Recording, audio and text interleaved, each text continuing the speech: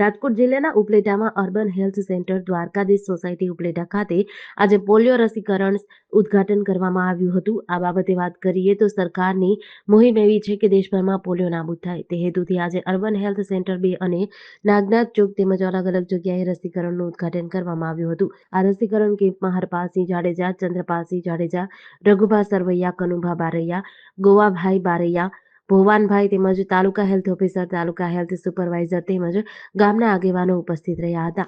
બાળકોને 2 ટીપા પોલિયોના આપીને પોલિયો જેવા ગંભીર રોગોથી રક્ષિત કરવામાં આવ્યા હતા. મારું નામ હરપાલસિંહ જાડેજા.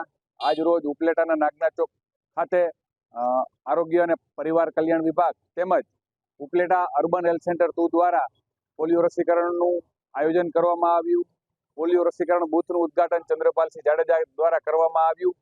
વોર્ડ નંબર 3 અને 4ના વિસ્તારના 1 થી 5 વર્ષના બાળકો સ્વસ્થ અને તંદુરસ્ત રહે તે માટે આ આયોજન કરવામાં આવ્યું અને આ તકે અમે અર્બન હેલ્થ સેન્ટરનો ખૂબ ખૂબ આભાર માનીએ છીએ તથા આ પોલિયો બૂથના રસીકરણના કાર્યક્રમમાં કનુભાઈ બારૈયા, રઘુભાઈ સરવૈયા, ગોવાભાઈ બારૈયા, ભવનભાઈ વાઘેલા તથા અન્ય આગેવાનોએ આ તકે હાજરી આપી હતી. હું doctor Arzoo Marvaniya, urban health centre 2 દ્વારકાધીશ સોસાયટીમાંથી મેડિકલ ઓફિસર. આજે સરકારશ્રીનો પોલિયો દિવસની ઉજવણી કરીએ છીએ અમે, એટલે એના માટે તમારા 0 થી 5 વર્ષના બાળકોને તમારી નજીકના બૂથ ઉપર જઈ અને પોલિયોના 2 ટીપા પીવડાવવા અચૂક વિનંતી. જેડીસી ન્યૂઝ સાથે વિપુલ ધામેચા, ઉપલેટા.